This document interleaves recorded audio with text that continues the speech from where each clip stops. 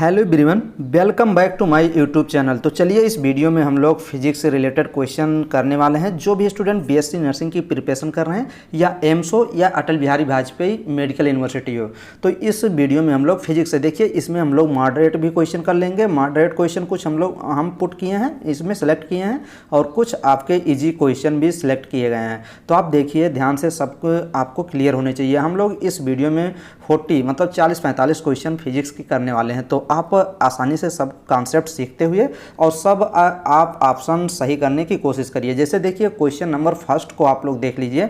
If ये देख लीजिए, if P equal to R T B minus B E के power alpha B upon R T, then dimensional formula. आपका ये alpha का डायमेंशनल फार्मूला पूछ रहा है कि अल्फ़ा का डायमेंशनल फार्मूला कितना होता है।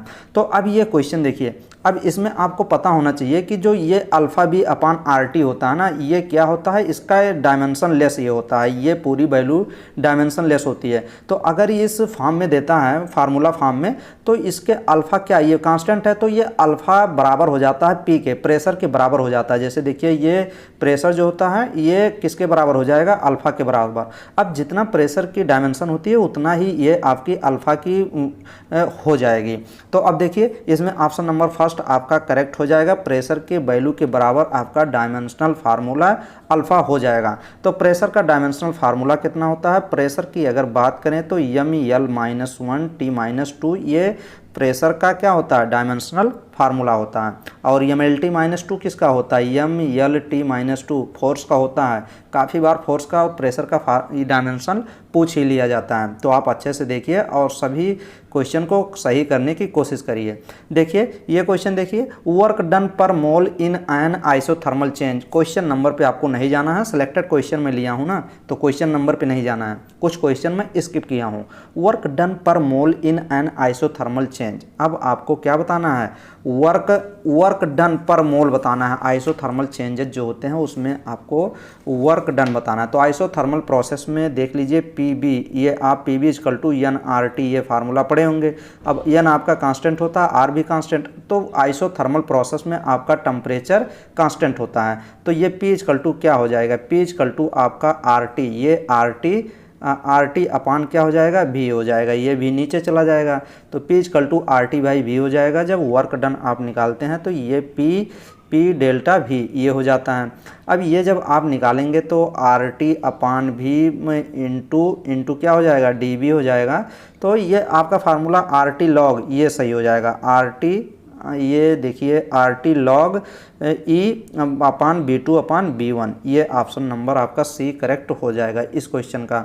नेक्स्ट क्वेश्चन देखिए, as the temperature of water increase its viscosity. अगर आप वाटर की टेम्परेचर इंक्रीज कर रहे हैं तो फिर आप विस्कोसिटी क्या होगी, वाटर की विस्कोसिटी फिर क्या होगी। देखिए वाटर के बीच एक कोहेसिव फोर्स लगता है, क्या लगता है, कोहेसिव फोर्स लगता है, कोहेसिव फोर्स लगता है। अब जब क्या करते हैं आप, लिक्विड की जो विस्कोसिटी होती है वो डिक्रीज हो जाती है जब टेम्परेचर आप बढ़ाते हैं। क्योंकि कोहेसिव फोर्स जो वाटर मॉलिक्यूल के बीच कोहेसिव फोर्स लगता है ना, वो भी डिक्रीज होता है ना जैसे जैसे टेम्परेचर बढ़ाते हैं, तो विस्कोसिटी भी डिक्रीज कर जाएगी। तो ऑप्शन नंबर बी आपका करेक्ट हो जाएगा। अगर वाटर का आप टेम्परेचर इंक्रीज कर रहे हैं तो आप विस्कोसिटी जो है वाटर की वो डिक्रीज कर जाएगी, क्योंकि वाटर मॉलिक्यूल के बीच में कोहेसिव फोर्स होता है। कोहेसिव फोर्स भी क्या होती है, कोहेसिव फोर्स भी डिक्रीज करती है। नेक्स्ट क्वेश्चन नंबर ये देखिए 8 नंबर क्वेश्चन, ये देखिए दी angular speed of Phule wheel making 120 revolution per minute. एक फ्ले व्हील है, उसका रिवोल्यूशन जो पावर है 120 रिवोल्यूशन पर मिनट, एक मिनट में 120 बार घूम रहा है, तो उसका एंगुलर स्पीड बताना है। तो ये क्वेश्चन देखिए, आप आरपीएम देखे होंगे ना, आरपीएम कहते हैं कितने आरपीएम पे घूम रहा है, तो आरपीएम 360 होता है। अब 1 आरपीएम आपको निकाल लेना है। एक आरपीएम 360 बिन, हम लोग जानते हैं कि एक आरपीएम आप निकाल लीजिए, 360 पूरा घूमता है, तो 1 आरपीएम इक्वल टू होता है 2 पाई रेडियन पर मिनट होता है।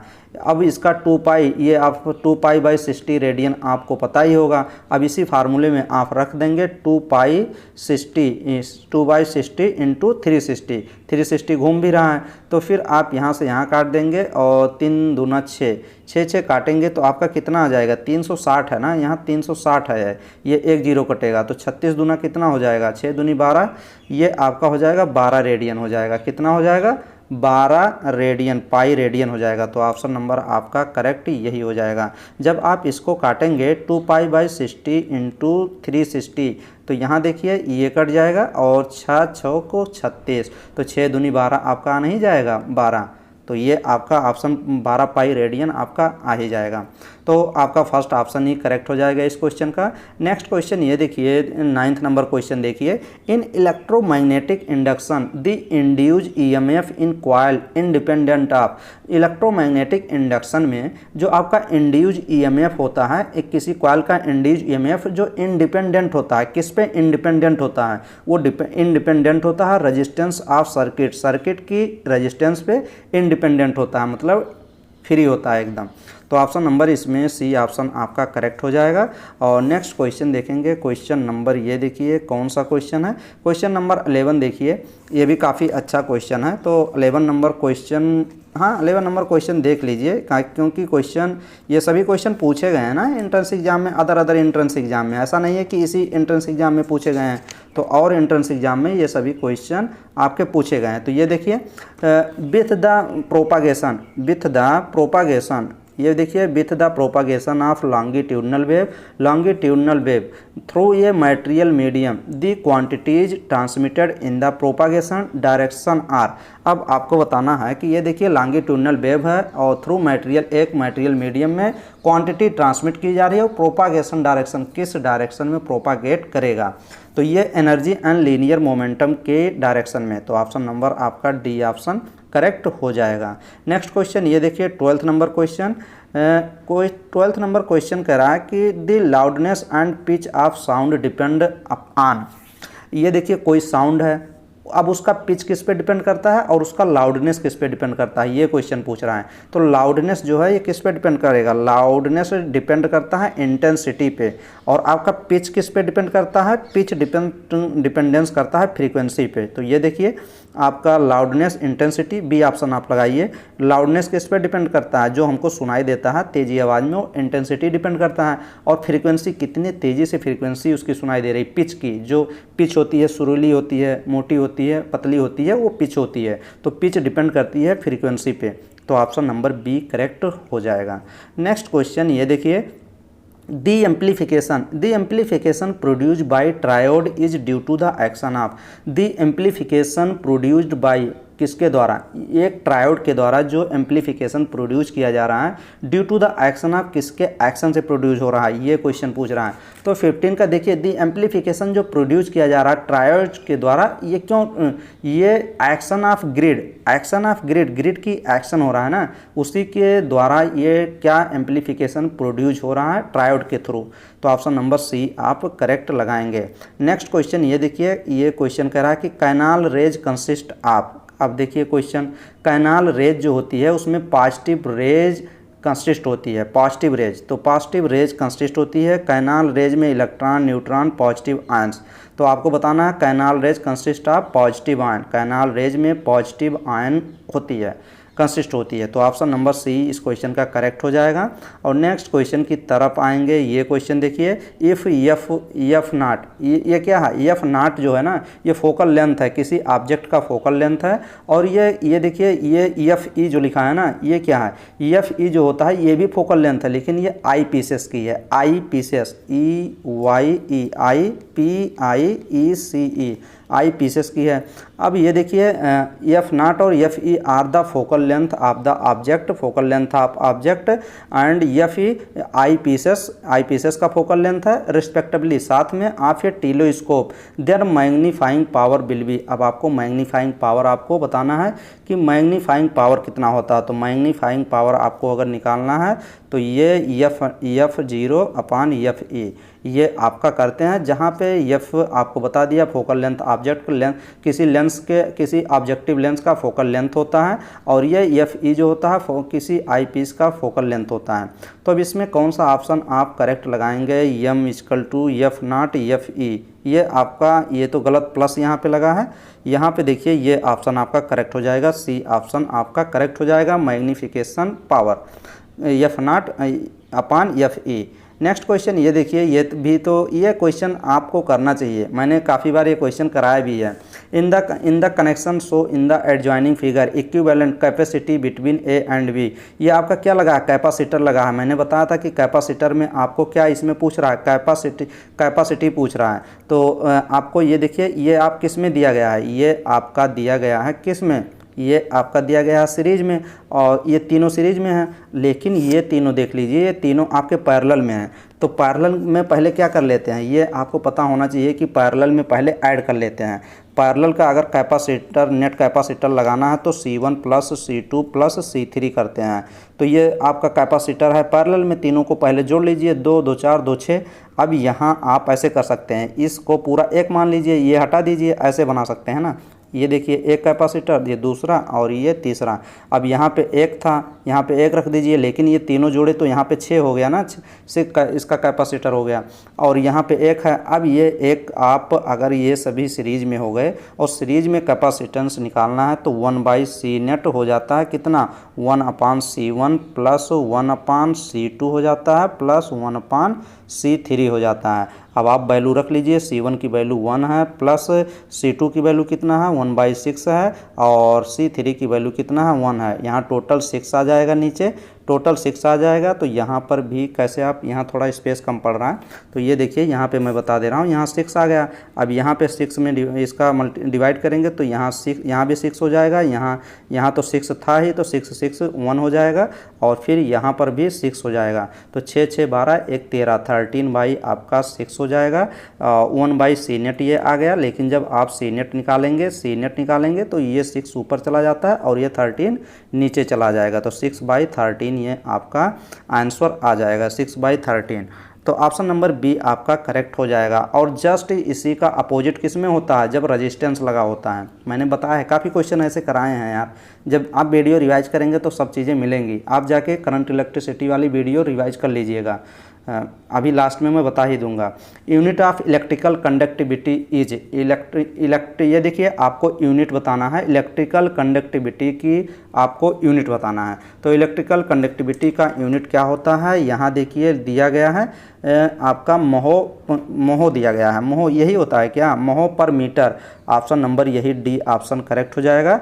यह देखिए इलेक्ट्रिकल कंडक्टिविटी की जो यूनिट होती है, 2 यूनिट होती है। एक यूनिट होती है मोहो, यहाँ पे दिया गया है मोहो पर मीटर दिया गया है, और एक होती है साइमन भी होती है, SIMEN साइमन पर मीटर भी होती है। लेकिन यहाँ तो सिर्फ साइमन दिया गया ना, ऐसे साइमन पर मीटर लगा दिया देता तो ये भी सही हो जाता, लेकिन एक ही ऑप्शन सही रहेगा ना। तो यहाँ पे मोहो पर मीटर, ऑप्शन नंबर ये डी ऑप्शन आपका करेक्ट हो जाएगा।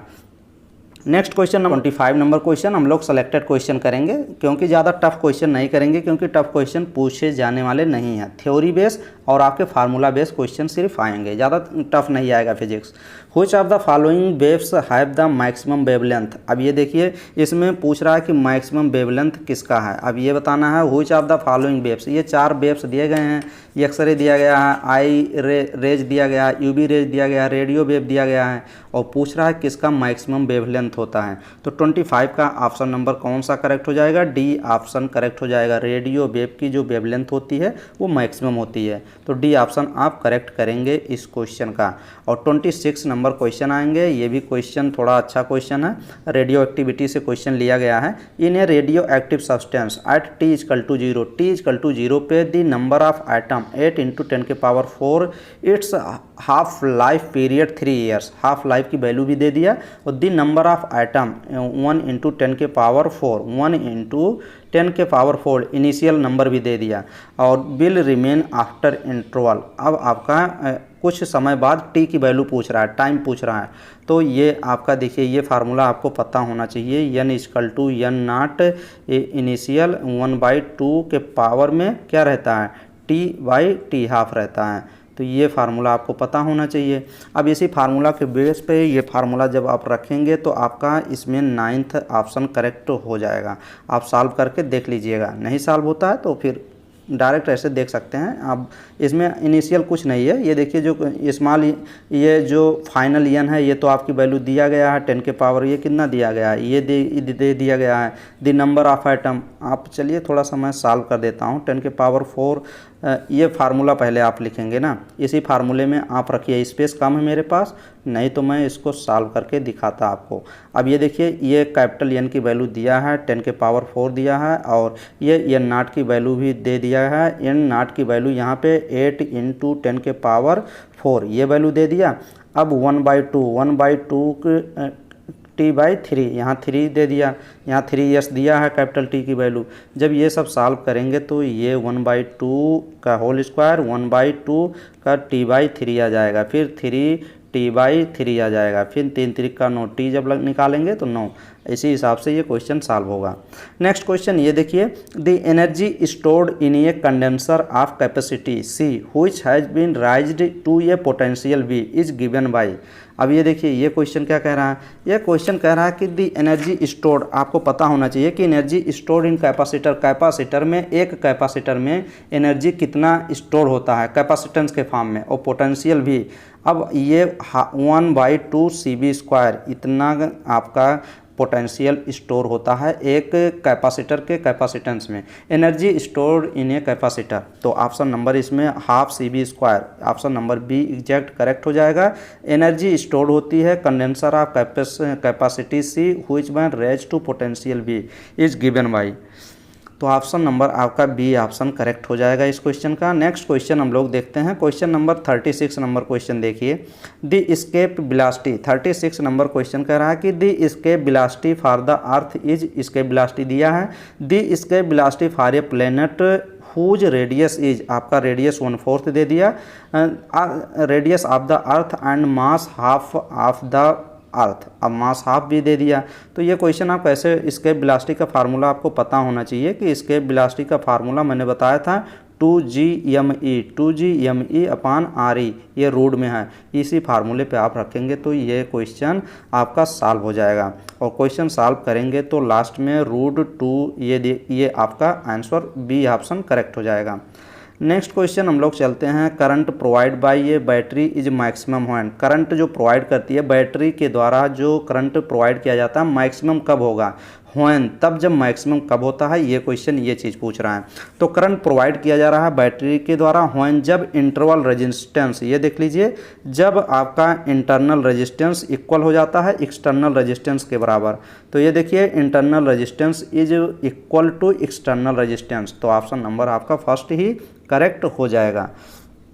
नेक्स्ट क्वेश्चन ये देखिए, inverse square law for illuminance is valid for. Inverse square law जो होता है फॉर इल्यूमिनेंस के लिए वो वैलिड होता है, फॉर किसके लिए होता है इल्यूमिनेंस स्क्वायर, तो 40, ये कौन सा क्वेश्चन है 45 है। तो inverse square law illuminance valid for किसके लिए होता है, आइसोट्रोपिक पॉइंट सोर्स के लिए होता है। तो ऑप्शन नंबर इसमें फर्स्ट ऑप्शन करेक्ट हो जाएगा। नेक्स्ट क्वेश्चन ये देखिए 46 नंबर क्वेश्चन देखिए, to coherent source have intensities in ratio of 100/1, ratio of intensity, maximum intensity minimum is, maximum या मिनिमम इज जो इंटेंसिटी होती है। तो 46 का ये आप जब इंटेंसिटी वाला फार्मूला लगाएंगे I1/I2, तो I1 कितना दिया गया है आप रख सकते हैं ये 100/1, तो फिर आप I max लगाएंगे, I max वाला formula I max/I minimum, I min फिर आप इसको रूट में ले लेंगे I1 प्लस I2 प्लस 1 ये फार्मूला लगाएंगे, फिर ऐसे करेंगे तो ये सब आप 3/2 आपका ऑप्शन नंबर डी करेक्ट हो जाएगा। क्वेश्चन ज़्यादा सॉल्व नहीं करेंगे क्योंकि नंबर 50 नंबर क्वेश्चन देखिए। 15 नंबर क्वेश्चन कह रहा है कि एक ऑयल स्प्रेड, ऑयल जो होता है तेल है, स्प्रेड कर रहा है over the surface of water, water के सरफेस पे ऑयल जो होता है स्प्रेड कर रहा है। वेयर एज, जहाँ पे water does not spread over the surface of the oil. देखिए ऑयल जो होता है वो वाटर के सरफेस पे तो क्या कर सकता है, ओवरफ्लो कर सकता है, ओवर स्प्रेड कर सकता है, लेकिन वाटर जो होता है वो does not spread surface of the oil, लेकिन वाटर ऑयल के सरफेस पे क्या नहीं कर सकता, स्प्रेड फैल नहीं सकता। ड्यू टू, किसकी वजह से नहीं फैल सकता है, क्योंकि surface tension of water is very high होता है, क्योंकि वाटर का सरफेस टेंशन जो होता है वो वेरी हाई होता है, इस वजह से वाटर तेल के सरफेस पे नहीं स्प्रेड हो सकता। तो option number A he correct हो जाएगा। चलिए कुछ क्वेश्चन हम लोग सेलेक्टेड क्वेश्चन और लिए हैं तो ये भी देख लेते हैं क्योंकि ये सभी क्वेश्चन पूछे गए हैं। ये देखिए question, radio activity is, radio activity क्या है, रेडियो एक्टिविटी रिवर्सिबल प्रोसेस है। देखिए अगर रेडियो एक्टिविटी हो रहा है ना, रेडिएशन के थ्रू होता है, रेडियो एक्टिविटी लॉस होता है धीरे धीरे, तो रेडियो एक्टिविटी इरिवर्सिबल प्रोसेस है, दोबारा लौट के नहीं आती है, तो रेडियो एक्टिविटी इरिवर्सिबल प्रोसेस है। रिवर्सिबल प्रोसेस जो दोबारा रिवर्स किया जा सके, तो इरिवर्सिबल प्रोसेस जो दोबारा रिवर्स ना किया जा सके, तो रेडियो एक्टिविटी इरिवर्सिबल प्रोसेस है। ये देखिए ये भी क्वेश्चन देख लीजिए, artificial radio activity was discovered by, ये भी क्वेश्चन पूछा गया है कि आर्टिफिशियल रेडियो एक्टिविटी किसने डिस्कवर्ड किया था, किसने खोजा था, किसके द्वारा खोजा गया था। तो ये एक थे ये देख लीजिए आयरन क्यूरी एंड जोलियट थे, तो ऑप्शन नंबर फर्स्ट ही करेक्ट कर देंगे आप। नेक्स्ट क्वेश्चन ये देखिए, अल्फा रेज आर, ये भी काफ़ी बार क्वेश्चन पूछा गया और इस क्वेश्चन को मैं 2-3 बार करा भी चुका हूँ। अल्फा रेज जो होती है ना, ये हीलियम जो होता है इसकी हीलियम न्यूक्लियाई होती है, आयोनाइज फार्म होती है, हीलियम की आयोनाइज फार्म ही अल्फा रेज होती है। तो ऑप्शन नंबर सेकंड ऑप्शन आपका करेक्ट होना चाहिए और इसको मैं एकदम एक्सप्लेन भी किया हूँ, बताया हूँ कॉन्सेप्ट भी इस क्वेश्चन का। ये देखिए ये भी क्वेश्चन पूछा गया है तो इसको मैंने सिलेक्ट किया है। इस क्वेश्चन को देखिए, wavelength of gamma rays, gamma rays की वेवलेंथ कितनी होती है, तो गामा रेज की जो वेवलेंथ होती है वो 10 के पावर -10 मीटर से लेके 10 के पावर -14 मीटर से कम होती है। तो ये देखिए लिखा गया है 10 के power -10 metre to less than 10 के पावर -14 मीटर। यहाँ पे 14 से ही शुरू किया, यहाँ से 11 से, लेकिन लेस दैन 10, यहाँ 11 से ही इसलिए, तो 10 से ही शुरू करेंगे और 14 से कम होगा। तो ऑप्शन नंबर आपका फर्स्ट ही करेक्ट हो जाएगा। ये क्वेश्चन देखिए, which of the following are electromagnetic in nature. अब इसमें 4 रेज दी गई हैं और क्वेश्चन कह रहा है इलेक्ट्रोमैग्नेटिक नेचर कौन किसका है। कैथोड रेज का इलेक्ट्रोमैग्नेटिक नेचर होता है, नहीं। अल्फा रेज का नहीं, गामा रेज का नेचर जो होता है वो इलेक्ट्रोमैग्नेटिक नेचर होता है। तो फोर्थ ऑप्शन आपका करेक्ट हो जाएगा। नेक्स्ट क्वेश्चन ये देखिए, ये question, which of the following particle is the lightest. इसमें पूछ रहा कौन से पार्टिकल लाइटेस्ट है, मतलब सबसे हल्का है। तो प्रोटॉन हो गया, न्यूट्रॉन हो गया, अल्फा पार्टिकल हो गया, इलेक्ट्रॉन हो गया। तो इसमें देखिए इलेक्ट्रॉन जो है ना ये सबसे लाइटेस्ट हल्का पार्टिकल है। तो ऑप्शन नंबर आप थर्ड ऑप्शन एग्जैक्ट करेक्ट कर देंगे। नेक्स्ट क्वेश्चन ये देखिए, अल्फा पार्टिकल आर, वही चीज़ें आ गया ना, अल्फा पार्टिकल क्या है, आयोनाइज्ड हीलियम एटम है। तो ऑप्शन नंबर फोर्थ करेक्ट हो जाएगा। जैसे ही आपका अल्फा पार्टिकल पूछेगा ना, आपको ऑप्शन में हीलियम ही खोजना है, तुरंत मिल जाएगा। हीलियम के आयोनाइज एटम को ही अल्फा पार्टिकल बोलते हैं। तो ऑप्शन नंबर फोर्थ करेक्ट हो जाएगा। नेक्स्ट क्वेश्चन ये देखिए, ये भी काफ़ी बार क्वेश्चन पूछा गया है, इसी क्वेश्चन को इसलिए मैंने इस क्वेश्चन को सिलेक्ट किया हूँ। तो ये देखिए SI यूनिट पूछता है कि रेडियो एक्टिविटी की SI यूनिट क्या है। अब इसका आपको कमेंट बॉक्स में कमेंट करके बताना है भाई। नेक्स्ट वीडियो में मैं बता दूंगा, ऐसा नहीं है कि बताऊंगा नहीं, लेकिन आप एफर्ट करिए और ज़रूर बताइए कि रेडियो एक्टिविटी की SI यूनिट क्या होती है। क्यूरी होगा, बैक्रेल होगा, या फिर ज्योलेट होगा, या फिर सेकेंड स्क्वायर होगा। तो ये आपको कमेंट बॉक्स में आपको कमेंट करके बताना है कौन सा ऑप्शन इसमें करेक्ट है। SI यूनिट बतानी है रेडियो एक्टिविटी की, कमेंट बॉक्स में ज़रूर बताएँ। Next question, 1 atomic unit is equal to. ये देखिए 1 एटॉमिक यूनिट, एक एटॉमिक यूनिट किसके बराबर होता है। तो ये देखिए पहले थोड़ा सा इसका एक्सप्लेनेशन देख लेंगे। 1 mu, एक बार क्वेश्चन ये भी पूछा गया कि 1 mu किसके बराबर होता है, 931.5 मिली इलेक्ट्रॉन वोल्ट। के बराबर होता है। या फिर 931.5 इंटू 1.60 इंटू 10⁻⁻⁶ इलेक्ट्रॉन का ये चार्ज ही होता है। अर्ग 1.4, ये देखिए इसका जब मल्टीप्लाई इसमें कर देंगे, एक एमयू का एक इलेक्ट्रॉन में जब मल्टीप्लाई कर देंगे तो आपका आ जाएगा आंसर 1.492 इंटू 10⁻⁻³ अर्ग।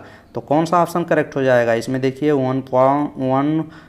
10⁻³ अर्ग है ना, तो इसका ऑप्शन नंबर फर्स्ट ही करेक्ट हो जाएगा। डायरेक्ट आप रट लीजिए इस क्वेश्चन को, ऐसे दिमाग में बैठा लीजिए। 1 एटॉमिक यूनिट किसके बराबर होता है? 1.492 इंटू 10⁻⁻³ अर्ग। तो ऑप्शन नंबर फर्स्ट आप लगा देंगे, करेक्ट हो जाएगा। नेक्स्ट क्वेश्चन ये देखिए, ये भी काफ़ी अच्छा क्वेश्चन है। ये रेडियो एक्टिव सब्सटेंस है, ये रेडियो, इसका सॉल्यूशन है कि नहीं? नहीं, इसका सॉल्यूशन नहीं है, लेकिन आप देख लीजिए। ये radio active substance decay 1/6 of the initial activity 10 days, the half life the radio active substance expressed in. अब ये जब आप निकालेंगे, सब इसका करेंगे, तो आपका 10th option C number correct हो जाएगा इस क्वेश्चन का। नेक्स्ट क्वेश्चन ये देखिए, ये क्वेश्चन भी काफ़ी अच्छा क्वेश्चन है। तो ये क्वेश्चन मैंने काफ़ी बार ऐसे क्वेश्चन कराए हैं कि अल्फ़ा कैसे निकाला जाता है। How many alpha and beta particle are emitted, कितने अल्फ़ा और बीटा पार्टिकल इमिट करते हैं जब क्या करता है? यूरेनियम डिके करता है, किसमें? लेड में यूरेनियम, ऐसे आप लिख सकते हैं। अच्छा चलिए मैं बता देता हूँ एक बार फिर कि कैसे निकालते हैं अल्फ़ा बीटा। ये देखिए, आप पहले मैं कॉन्सेप्ट बता दूं क्या कि कैसे निकालते हैं, आप खुद निकाल लेंगे। चलिए मैं खुद आपको पहले बता ही देता हूँ कि अल्फ़ा अगर निकालना है। ये देखिए, ये मान लीजिए ये कोई मेटल है, कोई एलिमेंट है, ये क्या शो करता है? मास शो करता है। जेड क्या शो करता है? Atomic number. तो ये एटॉमिक नंबर है। जैसे आप देख लीजिए सोडियम का यहाँ बता देता हूँ। सोडियम का एटॉमिक मास कितना होता है? 23 होता है। एटॉमिक नंबर कितना होता है? 11 होता है। तो जेड क्या शो कर रहा है? एटॉमिक नंबर शो कर रहा है।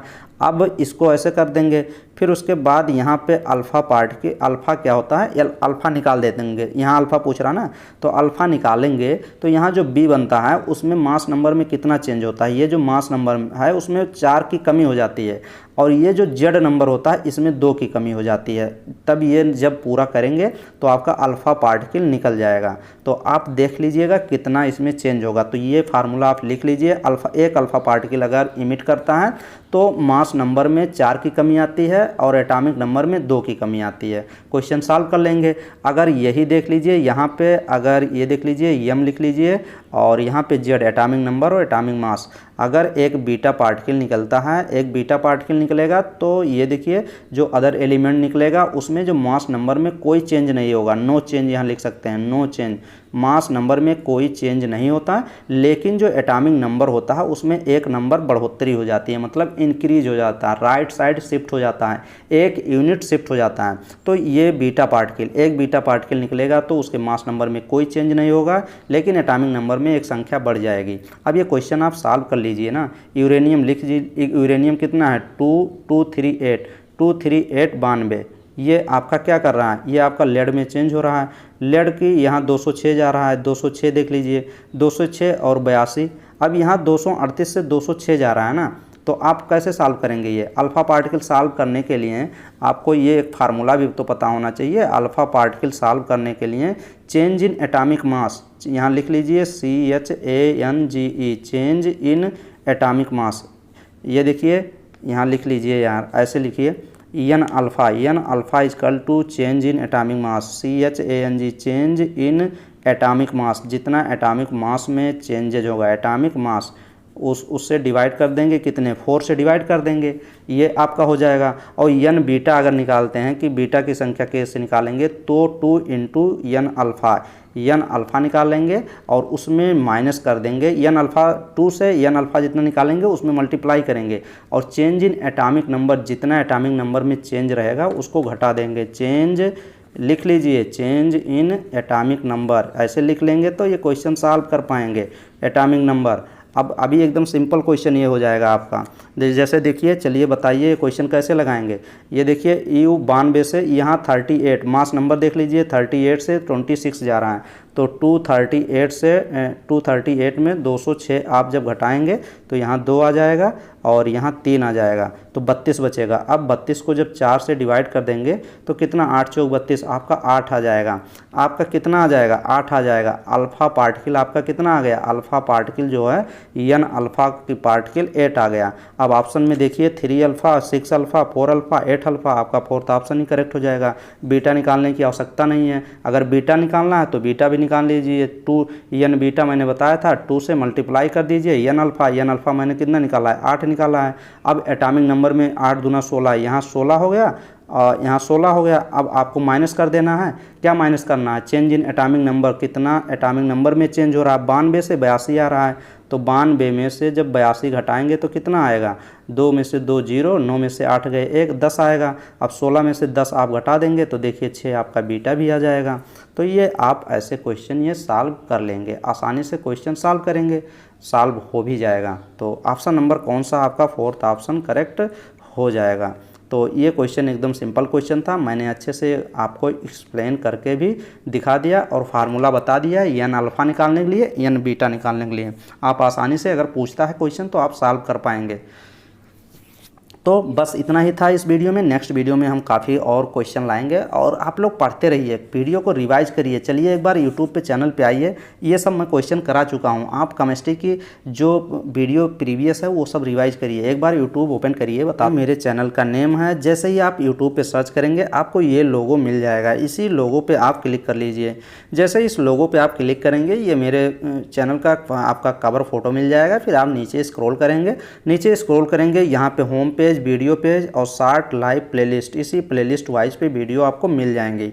देखिए वीडियो में 1300 प्लस वीडियो, 1350 वीडियो मैं अपलोड कर चुका हूं। तो अगर 1350 वीडियो आपको देखनी है कि हैं कि नहीं, तो आप इस वीडियो सेक्शन पे आपको सभी वीडियो मिल जाएंगी। लेकिन आपको प्लेलिस्ट वाइज वीडियो रिवाइज करनी है, इसी प्लेलिस्ट ऑप्शन पे आप क्लिक कर लीजिए। जैसे इस प्लेलिस्ट ऑप्शन पे आप क्लिक करेंगे ना, आपको देखिए ये सभी वीडियो आपको मिलती चली जाएंगी। ऐसे ही आप फिजिक्स की ढूंढ के वीडियो कर लीजिए और केमिस्ट्री की, पहले फिजिक्स और केमिस्ट्री की जितनी वीडियो है, लिमिटेड वीडियो है, सिलेक्टेड वीडियो है, इंपॉर्टेंट वीडियो है, तो सभी आप फिजिक्स और केमिस्ट्री की जितनी वीडियो यहाँ प्लेलिस्ट में मिले आप सभी वीडियो रिवाइज कर लीजिए।